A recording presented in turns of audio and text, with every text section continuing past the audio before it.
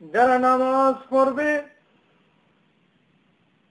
প্রতিদিন একমাত্র আল্লাহকে খুশি করার জন্য, যারা প্রতিদিন 5 ওয়াক্ত নামাজ কায়েম করবে, আল্লাহ পাক তাকে 5টি পুরস্কার দিবেন।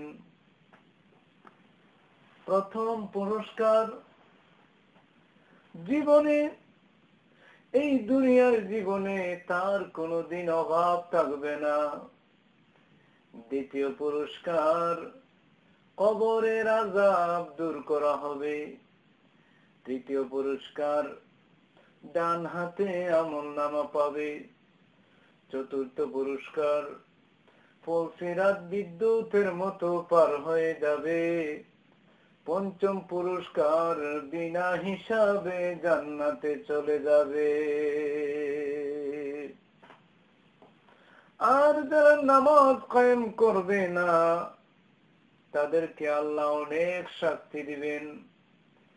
বিশেষ করে সাকরাতুল মউতের সময় জবান থেকে তার কালেমা বের হবে না, তৃষ্ণার্ত অবস্থায় মারা যাবে, ক্ষুধার্ত অবস্থায় মারা যাবে।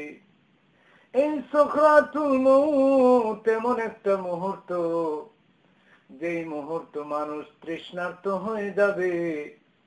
দয়াল নবীজি বলেছেন, 7 সমুদ্র 13 নদীর পানি যদি তার মুখে ঢেলে দেওয়া হয়, তবু তার তৃষ্ণা দূর হবে না।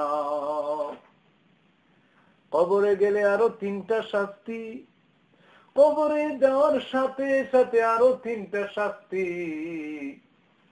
এই কবরে যাওয়ার সাথে সাথে কবরের উভয় পাশের মাটি তাকে এমন ভাবে চাপ দিবে, শরীরের একটা হাড্ডি আরেক হাড্ডির ভিতরে ঢুকে যাবে। কবরের মধ্যে দাউ দাউ করে আগুন জ্বলতে থাকবে। কবরের মধ্যে এক সাপ থাকবে, অজগর সাপ। যে সাপের দৈর্ঘ্য হবে 500 বছরের সমান। যে সাপের চোখ 2টা থাকবে বিদ্যুতের মতো, নখ থাকবে লোহার মতো, আওয়াজ থাকবে বজ্রধ্বনির মতো।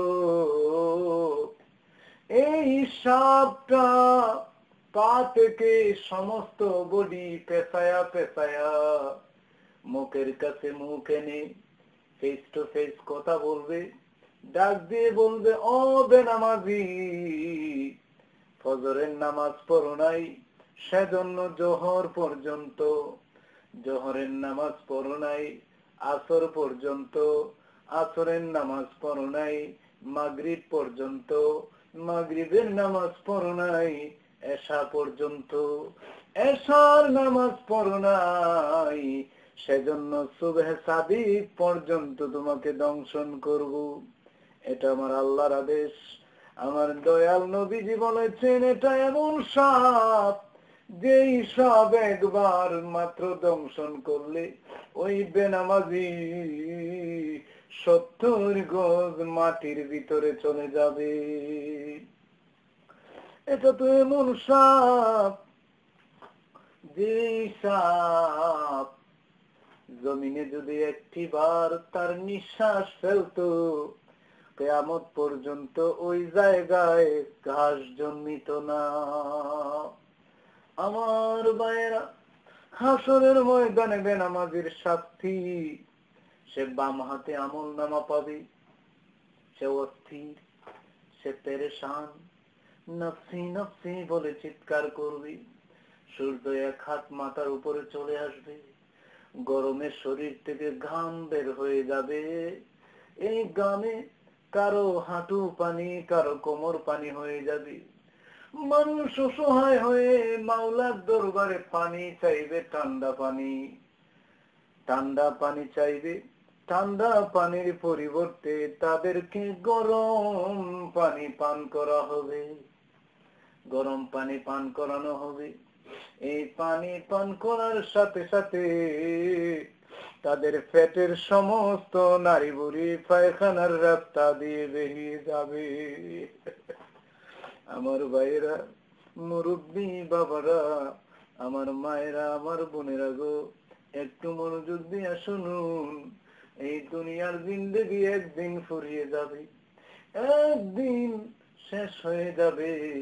কবরের জিন্দেগি, হাসরের জিন্দেগি, মিজান ফুলসিরাতে যদি আমরা সফল কাম হতে চাই, নামাজ ছাড়া কোনো বিকল্প নাই। আমার নবীজি নামাজের ট্রেনিং দিয়েছেন, নামাজের অর্ডার করেছেন, জন্মের পর থেকে নামাজের ট্রেনিং। আমার নবীজি দুনিয়ার জমিনে যখন আসলেন, নাক এবং কপাল জমিনের মধ্যে লাগাইয়া মাওলার জিকির পড়া শুরু করলেন। কি পড়া? মাওলার জিকির পড়া শুরু করলেন। দুনিয়ার মানুষদেরকে বুঝাই দিলেন, মানুষেরা, আমার উম্মতেরা রে, জেনে রাখো, এই দুনিয়ায় আগমনের একমাত্র কারণ মাওলাকে সেজদা দেওয়া। আরে নামাজ পড়ো না কেন, মসজিদে যাও না, নামাজ সারা জান্নাতে তো যাওয়া যাবে না। নামাজ পড়ো না কেন, মসজিদে যাও না, নামাজ সারা জান্নাতে তো যাওয়া যাবে না। নামাজ হলো বেহেশতের চাবি, সে কি জানো না, নামাজ পড়ো না কেন, মসজিদে যাও না, নামাজ সারা জান্নাতে তো যাওয়া যাবে না।